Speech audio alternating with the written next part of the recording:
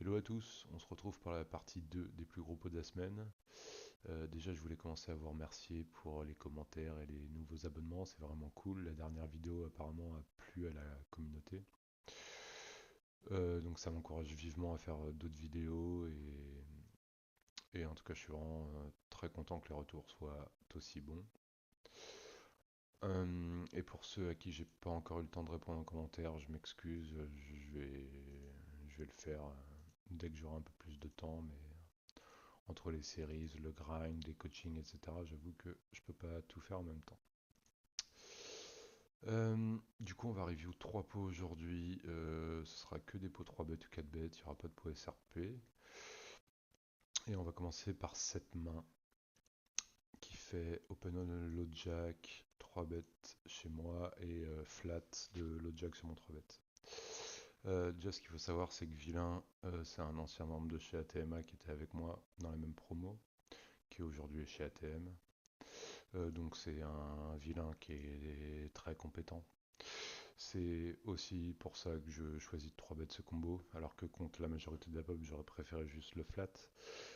Étant donné que ici, quand je dois 3 bêtes, en bottom de call, il doit pas enfin il doit def normalement en roi dame, as valet off, des mains comme ça, tac, mais c'est des combos qui rapportent absolument rien à défendre. Et je pense que la pop va trop call ces combos. Je pense qu'elle va pure fold de ces combos là, alors que voilà. Roi 7, Roi 6, Roi 8. Bon, elle aurait raison de faire, hein. Mais en gros, ce que je veux dire, c'est que mon combo, à partir du moment où je fais pas fold ces mains là, euh, ça accomplit déjà beaucoup moins à prendre. Je préfère encore une fois prendre des connecteurs shoot qui vont mieux jouer contre toutes ces deux overcards. Et là, étant donné que c'est un vilain compétent, je sais qu'il va être capable de faire ses fold-ups parce que c'est les spots qu'on a travaillé. Et que même contre moi, il va pas pousser les calls parce qu'il sait très bien que je vais pas avoir une range de 3 bêtes qui sera comme celle du solver dans ce spot. Là, elle tourne autour de 8%. Je pense que je dois m'approcher des 6-7% dans ce spot. Mais j'aurai une range qui sera un peu plus strong que celle du sol. Typiquement, j'aurai beaucoup moins cette partie à 6 suit. J'aurai genre à 5 suit full freak, un peu d'as 4, mais j'aurai suite à 7, à 6, je les aurai pas trop. Euh, les 8x suit, bah, je pense du coup, quand je prends roi 8, je vais les prendre un peu plus en fréquence. Les 9x suit, pareil. Mais valet 10 suit, je vais moins le prendre. As T9, je vais moins le prendre. Roi T9, je vais très peu le prendre. Roi valet off, je vais très peu le prendre. Du coup, j'aurai moins de bluff. Donc il va pas faire d'argent contre moi à call roi dame, as valet. Enfin, si on rentrait dans un solver, ce serait juste des pure folds. Les mêmes as dame off versus ma range seraient certainement indifférents ou déjà V0 à call. Du coup, je sais qu'il va pas call light ce spot. Ok, flop intéressant. As 9 7 avec flush droit pique. Board sur lequel je vais c-bet range small principalement. Et là, vilain check raise 2.5x. Le truc qui est important à noter, c'est que ici on a un SPR qui tourne autour de 3, stack to pot ratio, et que en gros quasiment NITP chez Vilain ou moi peut go, enfin en tout cas devra go, peu importe, plus ou moins le run out, et du coup quand Vilain a As-Dame, As-Valet, As-10, bah, je pense que c'est des check raise qu'il va trouver en value. Contrairement à la pop qui va call trop ces combos là, qui va pas suffisamment les jouer de check raise. Du coup, je sais qu'il a toutes ces mains là je sais qu'il a toutes ces mains là en value, mais bon, je sais aussi qu'il a des bluffs. Je pense qu'on n'a rien d'autre à faire que just call ici. Je vais dérouler le spot en théorie et après je, je ferai les ajustements pratiques avec ce que j'ai pu run. Ok. Et là, du coup, Vilain va jouer Jam. Donc du coup, il est polarisé. Son bad range de value, je dirais que ça doit être entre As-10 et As-Valet. Et in-game, j'avais vraiment un spot de merde. Je me rappelle avoir genre 10 talents en même temps et peut-être 30 secondes pour réfléchir au spot. Et ça va être rare, ça va être rare les fois où on va fold pair plus flush draw assez SPR. Mais en gros, je comptais les combos de bluff in-game et j'en ai vraiment très peu trouvé. J'ai trouvé Dame Valet, Valet 10, enfin Dame Valet de pique, Dame 10 de pique, et c'était à peu près tout. Et du coup, contre sa range de value qui est ben, As Dame, As Valet, As 10 de temps en temps, 2-7, 2-9, As 9, ben je dois run ultra mal, je pense, contre sa range. Donc vraiment, j'ai hésité jusqu'à la fin. J'ai fini par call, mais un peu mourant. Vilain a show As Dame, donc je pense qu'il a joué la main parfaitement. Et je pense que bah, c'est un bon exemple pour la commune de montrer qu'on peut jouer As-Dame agressivement, parce que de toute façon, dans tous les cas, si je 3 barrels, il aura toujours un call avec cette main en fait, quoi. Donc il peut se permettre de check raise cette main pour me mettre aussi dans un spot de merde. Il faut que j'ai deux rois, il est hors de position, il veut mettre les jetons au milieu avec sa value range, quoi. Donc il peut se permettre de fast space ses mains. C'est juste là où je voulais en venir. Du coup, si on revient au spot de manière un peu plus théorique, tac tac tac, open note jack, 3 bêtes boutons, euh, vient ce board, on va quasi ses bet range, il aura 25% il aura 25% de check, je pense que quand on knock, enfin nos ranges à nous deux, et ce qui était marrant, c'est que moi, comme je 3 beaucoup moins As-10 off, un peu moins As-Valet off dans ce spot, et beaucoup moins les As-8 shoot, As-7 shoot, As-6 shoot, etc., il se mettait à beaucoup plus check contre une range théorique. Par contre, quand je mettais ma range avec moins d'as, mais que je mettais aussi moins d'as à lui, parce que, spoiler, il est censé, quand je 3 bet dans ce spot, il est censé quasiment call any as 6 shoot, et je sais qu'il va pas le faire parce que ma range est trop strong. Euh, du coup, il en avait moins, et du coup, on se remettait à ses bet range. Ok. Enfin, en tout cas, quasiment ses bet range à grosse fréquence. Ok.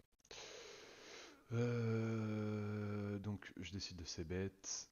L'autre jack raise, donc on voit sa range de check raise, as dame, as valet en fréquence, un peu d'as 10, et après ça va être double paire plus as 9, as 7, paire de 7, paire de 9. Pour la value range. Pour la bluffing range, euh, elle est déjà un peu plus euh, elle est un peu plus dure à trouver. C'est-à-dire que, ok, il y a les combos comme Roi 10 de pique, Dame Valet de pique, Dame 10 de pique, Valet 10 de pique à carreau, ou enfin voilà, Valet 10 avec backdoor flush draw, ou même Valet 10 de cœur, ok. Sauf que on voit qu'il commence à check raise des 7x, 8 et 7, 7 et 6, paire de 6 aussi, avec un pique. Des mains comme 9 et 8 de cœur, etc. Et du coup, je pensais qu'il y avait beaucoup moins ces mains-là dans sa range de bluff. Le truc qui est un peu dommage, c'est que j'ai fait tous les nodes sur toutes ces streets de no range et tout, et que je pensais avoir save le fichier, et j'ai jamais réussi à le retrouver.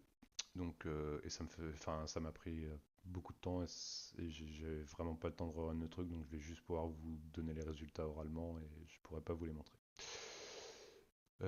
Ok. Donc, du coup, ça va forcément découler sur notre décision river. Donc là, on est encore dans le spot théorique. GC bet, vilain raise. Euh, notre main ne sera jamais un fold. Flush draw, enfin, roi X flush draw. Enfin, n'importe quel flush draw contre cette range. Call. River 8.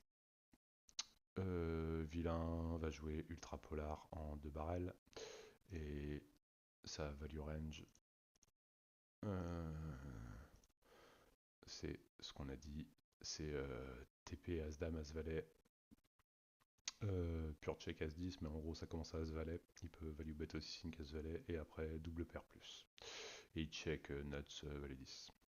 Quasiment full frec, et il met un size un peu induce. C'est vraiment le seul combo qui veut faire un size small en induce. Ok, Et, et, et par contre, ce qui est très intéressant à noter, c'est tous les bluffs qu'il prend dans cette line, une fois qu'on a annoncé sa value range. Donc du coup, il y a les roi 10 de pique, mais bon, on bloque parce qu'on a roi 8 de pique. Il bluffe aussi roi 8 de pique, roi 6 de pique. Bon, je pense que ça, il l'aura pas. Et de toute façon, on a roi 8 de pique, donc il peut pas l'avoir. Dame 10 de pique, c'est un combo que je mettais full frag dans sa range, donc ça me va. Dame valet de pique, il le bluffe pas étonnamment, mais pareil, je le mettais full frag dans sa range. Et par contre, il y a tous ces combos-là. 19 de pique, 19 de cœur, 19 de trèfle, 10 et 8 de. Tous les 10 et 8 à cœur, à pique, à carreau. 7 et 6 qui bluff. Donc en gros, toutes les deuxième, troisième paires plus draw. 6-6 avec un pique. Du coup, je pense que tous ces, tous ces combos arrivaient beaucoup moins en fréquence, voire quasi jamais dans cette line. Donc là, on voit que juste le roi 8 de pique contre cette range avec tous ses bluffs et ses values, c'est un pur call et ça rapporte 0.47 de V. Donc pas de souci en théorie. En pratique, après tous les notes que j'ai fait, je lui ai mis moins de bluffs, etc. J'ai retiré vraiment ces combos-là que je vois jamais, 7 et 6 de cœur et tout. Enfin, vraiment, je les ai retirés quasi full fréquence pour déjà voir. Euh, et vilain, enfin, on continuait à call roi 8 de pique, c'est juste que notre V de call était quasi proche de V0, quoi. Ça gagnait un petit peu d'argent, mais voilà, ça en faisait plus autant que là. Donc a priori, même contre une range strong, on peut pas se permettre de fold à ce SPR pair plus flush draw, quoi. Ok, donc ça c'était la première main. Je vais mettre la deuxième. Ouais, main intéressante. Alors juste, on voit les cartes de ces deux joueurs-là, là, mais ils sont pas dans le coup. Je pense que c'est juste des joueurs qui viennent d'arriver à table. Et je pense qu'on est juste trois encore, en gros à pouvoir jouer et eux peuvent pas encore jouer. C'est pour ça que leurs cartes disparaissent pas dans la main, je dirais. Donc ça fait open bouton, je suis SB, je 3 bet ce combo, je vais le 3 bet full fréquence.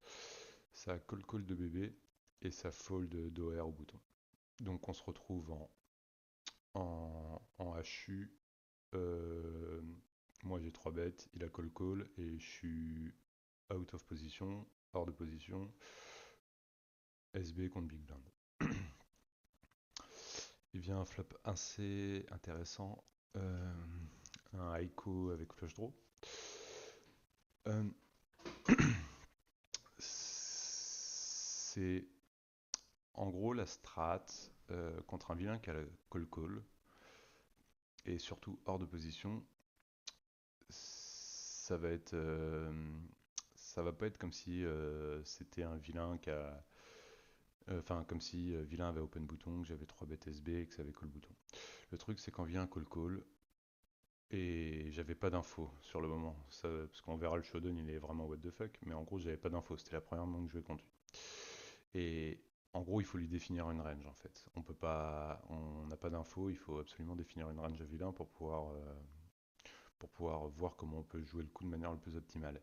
Et du coup, quand ça call comme ça, en gros, le range que je définis toujours, ça va être des mains comme 7, 7, 8, 8, 9, 9, 10, 10, un peu de valet-valet, roi-dame, as-valet, as-dame, roi-dame, roi-dame suit, as-valet off. En gros, toute cette partie-là, ultra mergée, quoi, ultra mergée connectée. Et quand je suis dans ces configs-là de call et quand j'estime que les vilains ont des ranges aussi mergés compacts, sur des boards comme ça, je vais jamais jouer ces bet range. Je vais avoir une strat de quasi check range et je vais jouer en check raise principalement avec ma value range ou des bluffs, mais je vais avoir envie d'avoir vraiment très peu de bluffs quoi, contre cette range. Mais en gros, la strat, c'est que ça sert strictement à rien de ces bet range contre cette range-là de call-call. C'est ça que je veux dire, c'est là où je veux aller. C'est qu'en gros, on n'a pas du tout envie de ces bet range et on veut soit bet de nous-mêmes mais très cher, soit jouer en check raise ou en check fold. Euh, le truc, donc j'avais tous ces paramètres en compte, etc. Le truc, c'est que je me disais que mon combo, en gros, accomplit rien à bet cher. Parce que quand vilain. Enfin, en gros, je fais fold. Les seuls mains que je vais faire fold de mieux, a priori, ça va être 7-7, 8-8, peut-être 6-6 ici là, mais en gros, ça fait 12 à 18 combos max, quoi, en gros. Donc, bet 12 pour faire fold 18 combos alors qu'il a une range d'environ, je sais pas, 80 combos qui call, aucun intérêt. Et check, ça me paraissait pas non plus une bonne idée, tout simplement parce que quand vilain va bet cher, je vais devoir fold mon combo hors de position, ça va être horrible à jouer. Donc j'ai fait un move que je vais faire très rarement, mais j'ai juste small. Je savais très bien que vilain allait call, je sais pas, 9 fois sur 10, enfin 8 à 9 fois sur 10, et que en gros, bah déjà ça me permettait de faire fold des mains meilleures, type 7-7, 8-8, mais surtout ça me permettait de pouvoir réaliser mon équité à bas prix, entre guillemets. Et si vilain raise, ben juste je vais fold et terminer quoi. Ok. Du coup je sais bet, il call comme prévu. Et là vient une carte intéressante. Alors je pense que c'est là où j'ai vraiment mal joué le spot. Parce que je me suis un peu emmêlé les pinceaux in-game. Je me suis dit que c'était une carte que j'allais check autour de range.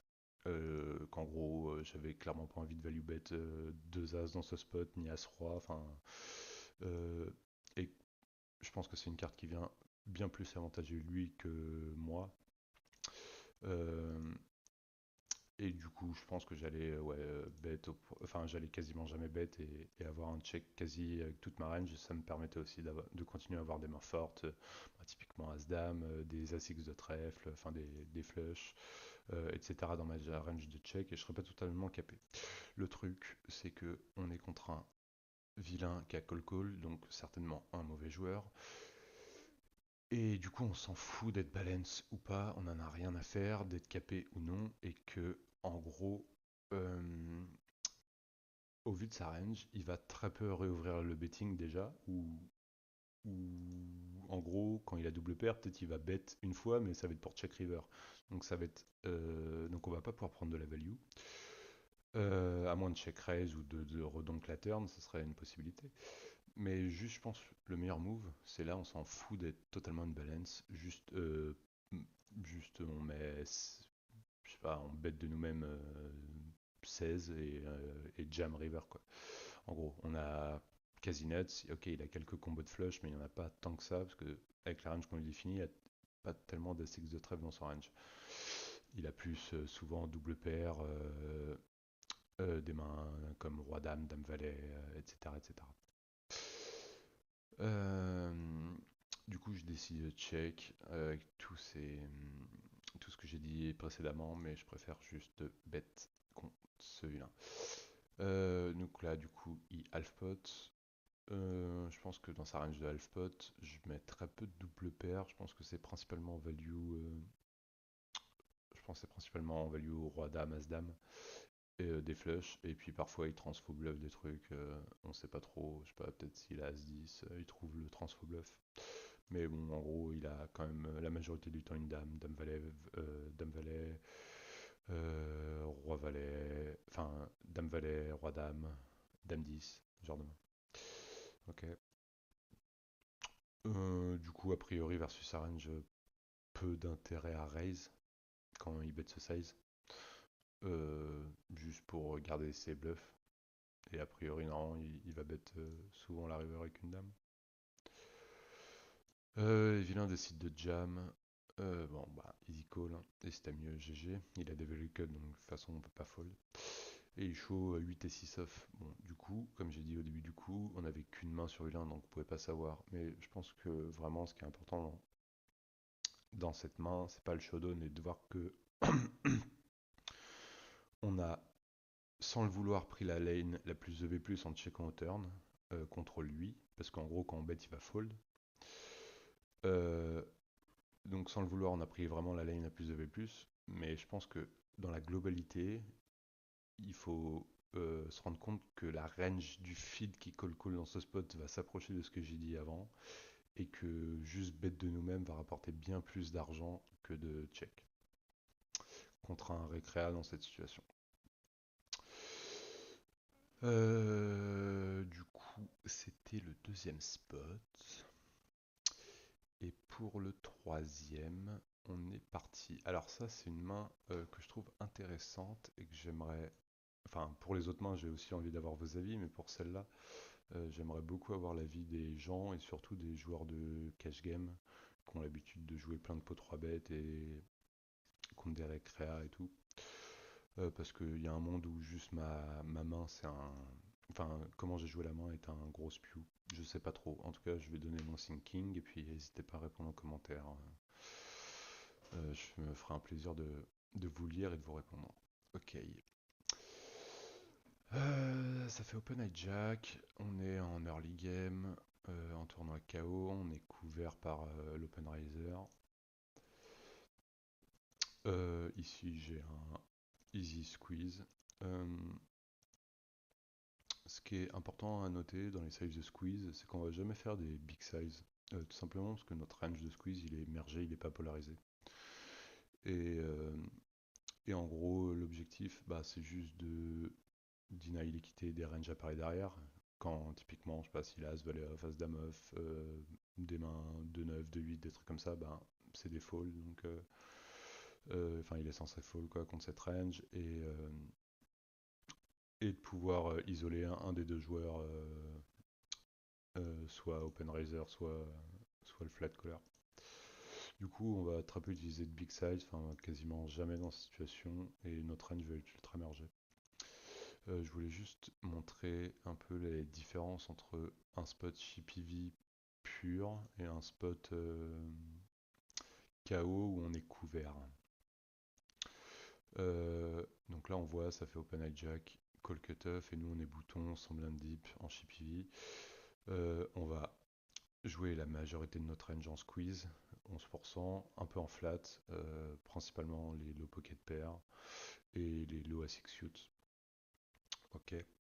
Mais on va voir, on va 3 bêtes vraiment très émergées et de manière linéaire. Un small size 8.5. Et contrairement au spot d'avant, donc là on est en KO et on est un peu dans la même situation que le spot que je montre, c'est-à-dire que hijack nous couvre en KO, enfin nous couvre tous les deux. Et du coup, on va avoir la même strat dans le sens où on va squeeze merger.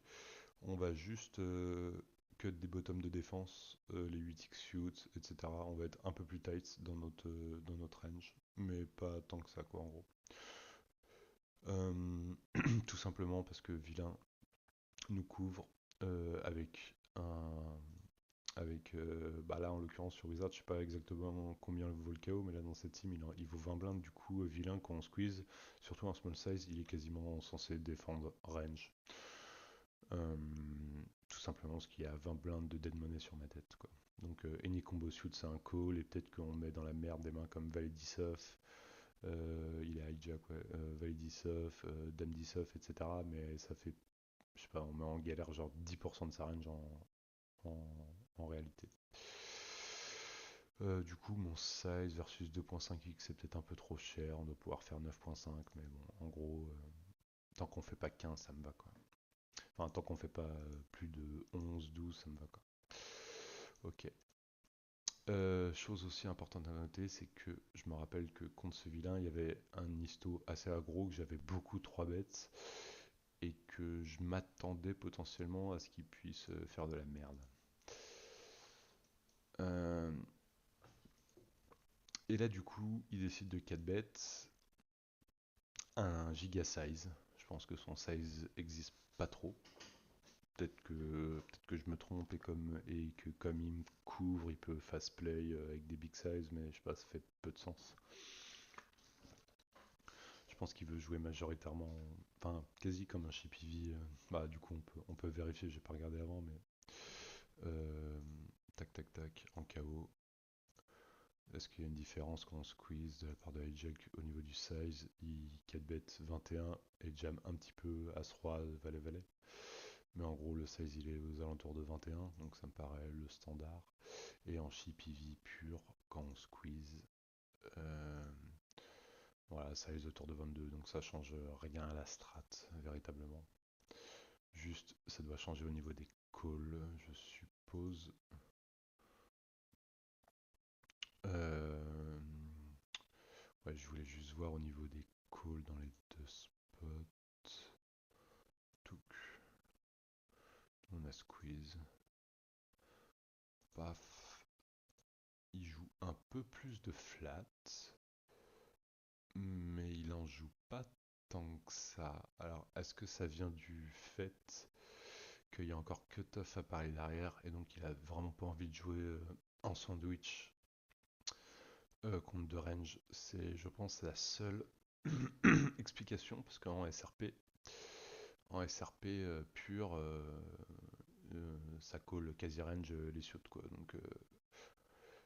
Donc même contre des range strong, quand il y a des bounty qui valent 20 blindes, 25 blindes, ça call insane. Donc la seule raison pour laquelle il call, je pense aussi, peu à sa place quand je squeeze, c'est parce qu'il a un sandwich dans deux joueurs. Enfin, il est OP sur deux joueurs quoi. Quand il call, c'est horrible pour lui. Il pourra pas réaliser son équité facilement. Ce sera même quasi impossible quoi. Bon, revenons au spot, du coup, vilain fait un giga big size qui n'existe pas. Euh, Comme j'avais dit lors de la vidéo précédente, ces combos contre 4 bêtes, c'est des combos qui printent vraiment pas du tout. Et on préfère call un 8, 9 suit, 19 suit, des mains comme ça qui vont mieux run contre un range de 4 bêtes du field que les Broadway, Dame Valet, Valet 10, Dame 10, Roi 10, etc. Il n'y a que Roi Dame qui fait encore un peu d'argent. Euh, mais là, en gros, quand il fait un size comme ça, j'avais l'impression qu'il avait jamais de As, jamais de Roi, et que son range principalement c'était ses 16 combos d'As-Roi, un peu de 10, 2 valets de Dame, mais 2 valets de Dame on bloque, donc du coup il a plus que 3 combos de Dame, 3 combos de 2 valets, ça fait 6 combos.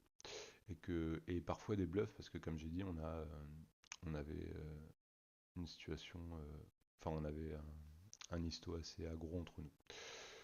Donc contre un range As-Roi, 2 dames, 2 valets à petite fréquence, 2 10 et des bluffs, je trouvais que ça allait être assez facile à jouer à ma place, dans le sens où j'allais pouvoir juste fold tranquille sur board As, SI ou King Eye, étant donné que la majorité de sa range est composée d'As et même ses bluffs. Euh, et que sur tous les autres boards, j'allais pouvoir float une tonne et, euh, et jam, enfin jam ou bet small, jam river ou jam turn dès qu'il check quoi en gros. Ou même jouer check raise del flop, enfin même jouer du raise del flop sur certaines textures et tout. Donc c'est pour ça que j'ai décidé de call. Peut-être c'est juste un pur spew et du coup j'aimerais bien avoir vos avis. Et là je me rappelle, il a snap face size, genre zéro réflexion. Et bah du coup il y a encore un peu les deux dames de valet de 10 dans son range qui bet ce size. Mais bon déjà je trouve que ACSPR le size est juste giga big comme son size de 4 bêtes. Mais je mets encore As-Roi à grosse fréquence.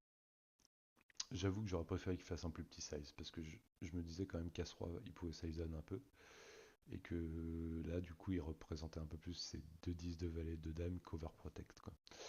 Mais bon, j'excluais pas des mains comme As-Roi ou As-Dame ou As-Valet dans ce spot quand même. Et bon, je pense qu'en théorie, ce sera jamais un fold, mais là, on parle plus de théorie, on parle plus du tout de théorie, on est contre un vilain, et voilà. La seule question, c'est en gros, est-ce que quand il est As-Roi, il en met deux, As-Roi, As-Dame, il en met deux sur blanc turn, quoi. C'est un peu la seule question qu'il faut se poser, quoi. Et bah, in-game, si je call, c'est que je pense que non. Je pense qu'il juste il give up et est terminé, quoi. Du coup, je décide de call avec mes deux over, backdoor flush et open-ended et gutshot. On fait les nuts à la turn, donc situation très confortable. Mais en gros, c'était venu un 3, un 4. J'avais déjà mon plan en tête. Parce que là, vilain décide de check en l'occurrence. Mais c'était venu une banque et qu'il avait check. J'aurais joué soit jam, soit small pour value as 3 turn et jam river pour le faire fold. Euh, c'est peut-être la lane qui va rapporter plus d'argent, mais sauf que quand on small turn, il y a un monde où ça le titille et jam as 3, donc je pense que du coup, c'est peut-être juste mieux de jam. Mais quand on fait nuts, du coup, on n'a plus vraiment d'intérêt à bet.